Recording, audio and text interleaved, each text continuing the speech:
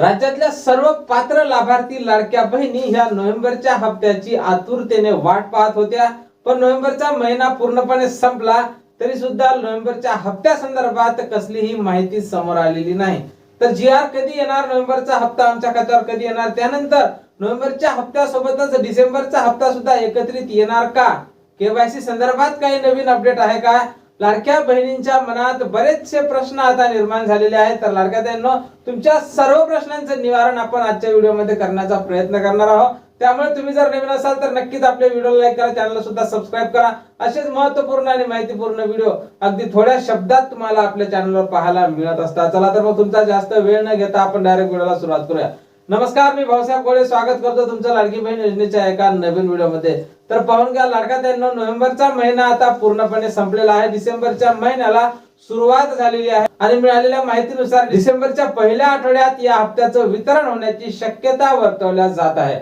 लाडक्या बहिणींनो, आजची 1 तारीख आहे, उद्या 2 आणि 3 1, 2, 3 तारीख हे आचारसंहितेचे निवडणुकीचे असणार आहे। त्यामुळे राज्याची सर्व यंत्रणा ही निवडणुकीवर जोर देणार आहे, निवडणुकीवर त्यांचं लक्ष असणार आहे। त्यामुळे लाडकी बहीण योजनेचा तुमचा जो हप्ता आहे तो सध्या थांबवण्यात आलेला आहे। लाडक्या बहिणींनो, 3 तारखेच्या नंतर आचारसंहिता संपणार आहे, तर 4 ते 5 तारखेपर्यंत एक जी.आर. प्रसिद्ध होईल आणि त्याच्यानंतर 10 तारखेपर्यंत तुमच्या खात्यावर लाडकी बहीण योजनेचा जो नोव्हेंबरचा हप्ता आहे तो जमा करण्यात येणार आहे।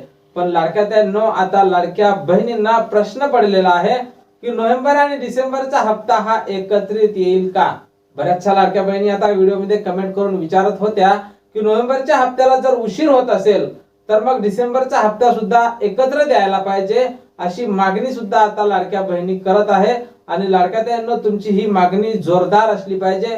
सर्व लाडक्या बहिणींनी कमेंट मध्ये 2 हप्ते एकत्रित द्यावे अशी विनंती करायची आहे राज्य सरकारला। तर लाडक्या बहिणींनो, 2 हप्ते एकत्रित येण्याची शक्यता सुद्धा आता नाकारता येत नाही, कारण समोर 3 महिने नोव्हेंबर, डिसेंबर आणि जानेवारी हे 3ही महिने निवडणुकीचे असणार आहे।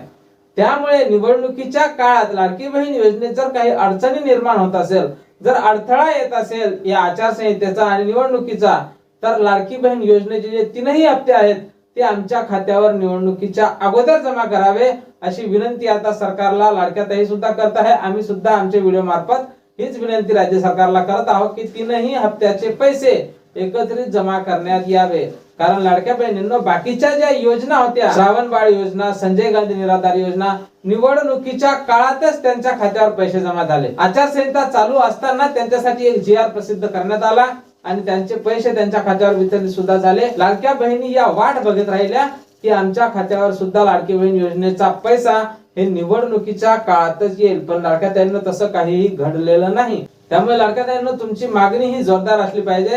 राज्य सरकारकडे तुम्ही विनंती करा की 3 हप्ते हे एकत्रित द्या, नाहीतर समोर सुद्धा जे निवडणुकीचे 3 महिने आहे तर तुम्हाला नक्कीच लाडकी बहीण योजनेचे पैसे यायला अडचण निर्माण होणार आहे।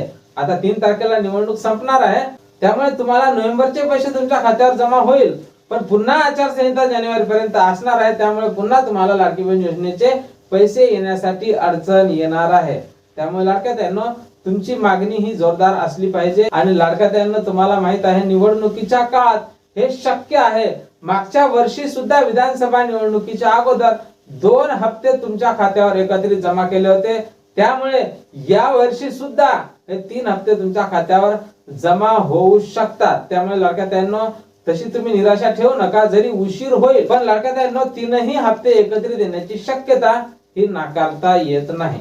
तर लाडक्या बहिणींनो, त्यासाठी कोण महिला पात्र असणार, तर ज्या महिलांना ऑक्टोबरचा हप्ता मिळाला होता त्या सर्वच महिला या हप्त्यासाठी पात्र असणार आहे। तुम्हाला ऑक्टोबरचा हप्ता मिळाला होता का, मला नक्कीच कमेंट मध्ये कमेंट करून सांगा। तुमचं नाव, गाव आणि जिल्हा टाकायला बिलकुल विसरायचं नाही। तर लाडक्या बहिणींनो, पाहून घ्या, निवडणुकीच्या या काळात तुम्हाला केवायसी ही शिथिल करण्यात आलेली आहे। त्यामुळे केवायसी करण्यासाठी तुम्हाला 31 डिसेंबर पर्यंतची मुदतवाढ करण्यात आलेली आहे। महिला व बालविकास मंत्री आदित्य तटकरे यांनी सर्व माता भगिनींना आवाहन केलेलं आहे की ज्यांची केवायसी राहिली असेल त्या सर्व लाडक्या बहिणींनी आपली केवायसी वेळेवर करून घ्यायची आहे। यानंतर तुम्हाला लाडकी बहीण योजनेच्या केवायसी साठी मुदतवाढ मिळणार नाही। तर लाडक्या बहिणींनो, नोव्हेंबर, डिसेंबर आणि जानेवारी हे 3ही हप्ते एकत्रित येतील का, या संदर्भात जशी काही नवीन आपल्याकडे माहिती येईल सर्वप्रथम तुम्हाला आपल्या चॅनल व्हिडिओ पाहायला मिळणार आहे। त्यामुळे तुम्ही जर नवीन असाल तर नक्कीच आपले व्हिडिओ लाईक करा, चॅनल सुद्धा सबस्क्राईब करा। असेच महत्त्वपूर्ण आणि माहितीपूर्ण व्हिडिओ अगदी थोड्या शब्दात आपल्या चॅनलवर तुम्हाला पाहायला मिळत असतात। तर भेटूया पुढच्या एका नवीन व्हिडिओमध्ये महत्त्वपूर्ण माहिती सोबत। तोपर्यंत खुश राहा, आनंदी राहा आणि पाहत राहा भाऊसाहेब गोळे महत्त्वपूर्ण माहिती या चॅनलवरची व्हिडिओ। जय महाराष्ट्र।